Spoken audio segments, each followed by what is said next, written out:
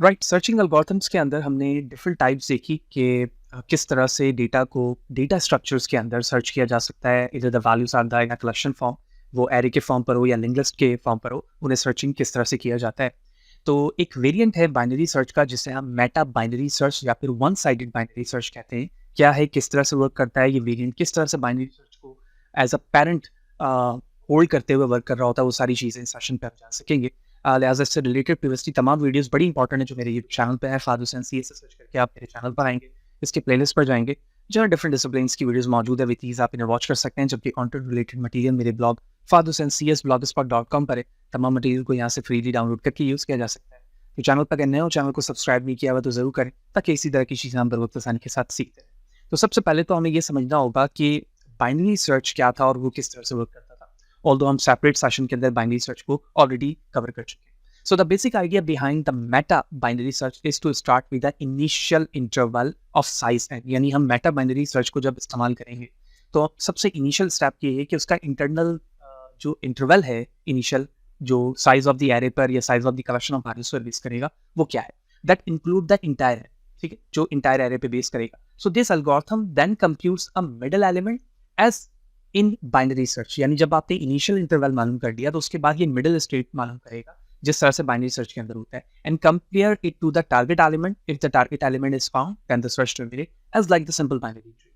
If the middle element is greater than the target element, the algorithm set the new interval। अगर वो उससे greater होता है तो वो एक new target element बनाएगा या new interval बनाएगा to the left half of the previous interval। क्योंकि जाहिर सी बात है, जब आप बाइनरी सर्च इस्तेमाल करते थे तो वहां पर हम देखते थे कि वो दो इंटरवल्स में या दो हाफ्स में डिवाइड होता था, और based on the middle values हम देखते थे कि हमें लेफ्ट साइड वाले पार्ट को लेना है या फिर राइट वाले पार्ट को देखना है। To do the left half of the previous interval, and if the middle element is less than the target element, then the new interval is to be set to the right half of the previous interval, and it will work continuously until the search key will be found if it's present in the sequence of the element। otherwise it shows के ये element मौजूद नहीं। लेकिन अभी तक meta binary की working हमें properly binary search के कंपैरिजन में नहीं समझ पाई। Okay, the next concept is very important. However, unlike the binary search, meta binary search doesn't perform a comparison। that's a very important thing। यानी जिस तरह से बाइनरी सर्च बार बार comparison कर रहा होता है, मेटा बाइनरी सर्च कंपैरिजन नहीं कर रहा होता हर एक आइट्रेशन ऑफ द लूप। यानी जब आप लूप चला रहे हो आइट्रेशन पे, तो वो हर एक आइट्रेशन में वैल्यूज का कंपैरिजन नहीं कर रहा जिस तरह से बाइनरी सर्च करता था। ठीक, अभी थोड़ी स्लाइटली प्रॉब्लम आएगी, एक प्रॉब्लम करेंगे तो ये कॉन्सेप्ट हमें बहुत अच्छे तरीके से समझ में आ जाएगा कि इसका एल्गोरिथम किस तरह से उस टेक्निक को यूज कर रहा होता है। तो इस वक्त हमने एक एल्गोरिथम्स को कोडिंग फॉर्मेट पे यहाँ पे लिखा हुआ है और ये एग्जाम्पल्स है।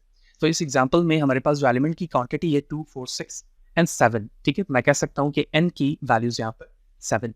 ओके, तो मेटा बाइनरी सर्च एक फंक्शन यहाँ पर लिखा गया है जो 3 पैरामीटर्स को होल्ड करता है। सबसे पहले हम यहाँ पर एरे देंगे, उसके बाद एरे का साइज देंगे और वो वैल्यूज जो मुझे फाइंड करना है, यानी जो सर्च करना चाहता हूँ।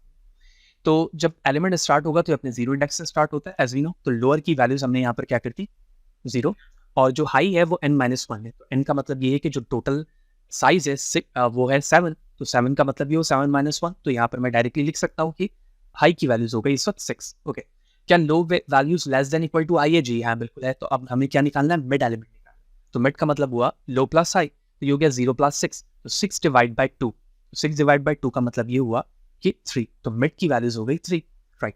तो एरे ऑफ मिड, तो एरे ऑफ 3 का मतलब हुआ 1, 2 एंड 3। तो इस इंडेक्स में आ चुका हूँ। अब हमने यहाँ पे ये भी डिसाइड करना है कि मैं किस वैल्यू को सर्च कर रहा हूँ। तो फॉर एग्जांपल मैंने कहा कि मैं वैल्यूज जो सर्च कर रहा हूँ वो 8 है, ठीक है। तो अभी हम मिड वैल्यूज पे 3 पे मौजूद है। तो कंपैरिजन किया गया कि क्या मिड एरे 3 की जो वैल्यूज है यानी 6 क्या बराबर है 8 के? नहीं है। तो इसका मतलब ये हुआ कि हम इस कंडीशन के अंदर नहीं आ रहे हैं। ओके, नेक्स्ट क्या है? क्या जिस एलिमेंट को आप सर्च कर रहे हैं वो less than of array mid है? ठीक है, नहीं, ऐसा भी नहीं है, क्योंकि जिस नंबर को मैं सर्च कर रहा हूँ वो ग्रेटर देन। ठीक है, तो ये वाली कंडीशन भी यहाँ पर फॉल्स होगी। अदरवाइज क्या करना है, लो की जो वैल्यूज है वो रिप्लेस हो जाएगी मिड +1 से। तो मिड की वैल्यू क्या थी 3, तो अब लो की वैल्यूज क्या बन चुकी है 4। That's it. तो एज कंडीशन पे ये फॉल्स बन चुका है। अब ये दोबारा से लूप के अंदर जाएगा। ठीक, अब जैसे लूप पे जो वैल्यूज आती है दोबारा कंडीशन चेक होती है, तो लो की वैल्यूज है 4 जबकि हाई हमारा 6 ही है। तो 4 लेस देन इक्वल टू 6 है? जी हाँ, बिल्कुल है। अब दोबारा मिड निकलेगा। दोबारा मिड निकलने लगा जब, तो 6 जो वैल्यूज है वो हाई की और लो की वैल्यूज क्या है 4। तो 6 + 4 10 हो गया। तो 10 डिवाइड बाई 2। अब मिड की वैल्यूज बन गई इस रिस्पेक्ट से यहाँ पर। तो मिड की वैल्यूज अब 5 बन चुकी है। मैं कलर चेंज कर लेता हूँ क्योंकि हम सेकंड आइट्रेशन यानी सेकंड स्टेप्स पे हैं, ताकि वो समझना हमारे लिए आसान रहे। तो 5 वैल्यू सेकंड स्टेप्स की आइट्रेशन पर आ चुकी है। ओके, एरे ऑफ 5 को देखा जाएगा। तो एरे ऑफ 5 हमारे पास ये 4 इंडेक्स है और ये 5, तो यहाँ पर मैं आ चुका हूँ। तो इसे चेक किया जा रहा है क्या 10 बराबर है 8 के? जी बिल्कुल नहीं, कंडीशन फॉल्स हो गई।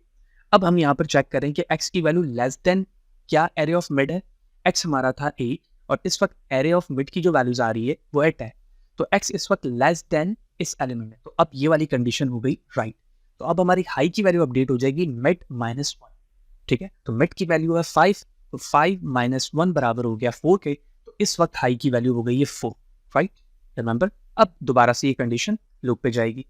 तो अब लो की वैल्यूज वही है, हाई की वैल्यूज भी 4 हो चुकी है, यानी 4 is less than equal to 4 है। तो ये वाली कंडीशन राइट हो गई, हम इस बॉडी में आ गए। अब हम यहाँ से, तो पहली जो वाइल लूप की कंडीशन है वो राइट हो चुकी है। हम दोबारा से कलर चेंज करते हैं ताकि थर्ड आइट्रेशन हमें समझना आसान रहे।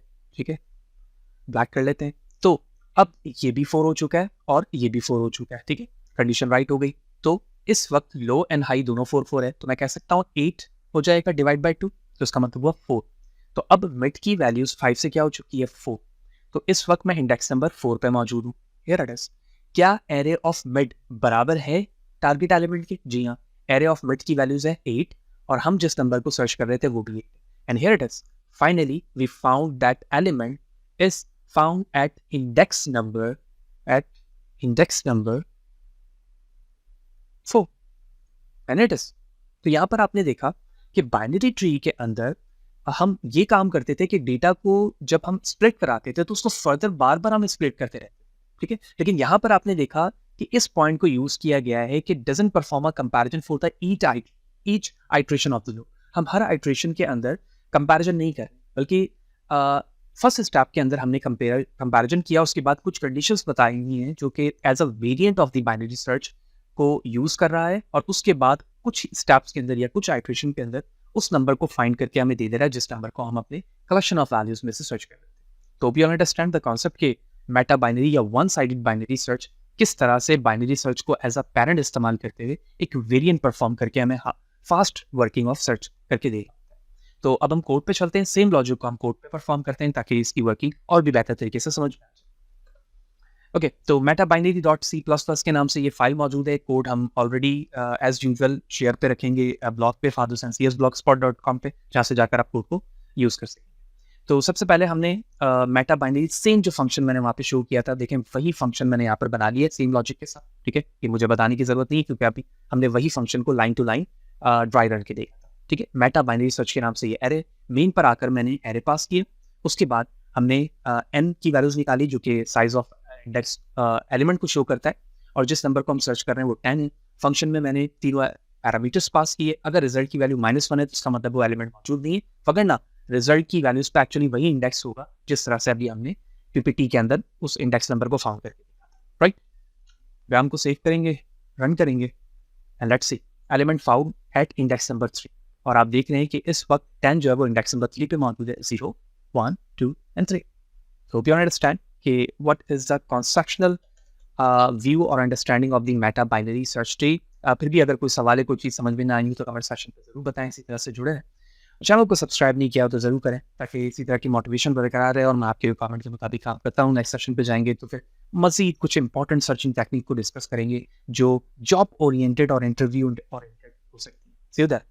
राइट, तो एक और चीज़ अगर हम कंपैरिजन को समझ लें कि सिंपल बाइनरी ट्री और मेटा बाइनरी ट्री में in form of the variant basic फ़र्क मज़ीद क्या है। वैसे अभी तो हमने एक फ़र्क देखा कि हर एक आइट्रेशन पे कंपैरिजन नहीं हो रहा होता, लेकिन the another important aspect is here division of the search space. तो binary search, in a binary search the search space is divided into 2 equal parts. ये भी अभी हमने डिस्कस किया था, each iteration regardless of the distribution of the element. But or whereas meta binary search or meta binary search divide the search space into a meta blocks of unequal size. That's a very important thing. वो unequal size का बना रहा है. The size of these meta block increases exponentially, allowing for a more efficient search, especially when the distribution of the element is non-uniform. और अभी हमने यहाँ पे देखा कि जो जंपिंग हो रही थी वो 2 हाफ पर नहीं हो रही थी, बल्कि एक्सपोनेंशियल बेस पर वो वैल्यूज को क्या कर रहा था, इंक्रीज कर रहा था। The next term in the form of the comparison search strategy, binary search, perform a conventional divide and conquer strategy continuously, halving the search space until the target element found to the search space is exhausted. As we know कि वो continuously break down करता रहता है जब तक वो element ना मिल जाए. Whereas the meta binary search first perform a binary search, ठीक है, पहले वो binary search करता है on meta blocks to identify a potential region. यानी वो डायरेक्टली उस रीजन्स को डिवाइड करके पहुंचता है जहां से वो अपने टारगेट पर इजीली पहुंच सके, where the target element may lie. If then conduct another binary search within that identified region, यानी जब एक उसने आइडेंटिफाई किया तो वहां पर उसको वैल्यूज नहीं मिली, तो फिर वो दूसरे बाइनरी सर्च को परफॉर्म करेगा ताकि वो न्यू रीजन को आइडेंटिफाई करके अपने सर्च वैल्यूज पर इजीएस्ट वे पर पहुंचे as compare to the vanilla form of the binary search. Complexity की बात करें तो बिग ऑफ लॉग एन इसमें टाइम कॉम्प्लेक्सिटी होती है, जबकि ऑक्सिलरी यानी एक्स्ट्रा स्पेस में ये कांस्टेंट टाइम को यूज कर रहा होता है. So that's all about the meta binary search. Hope you understand.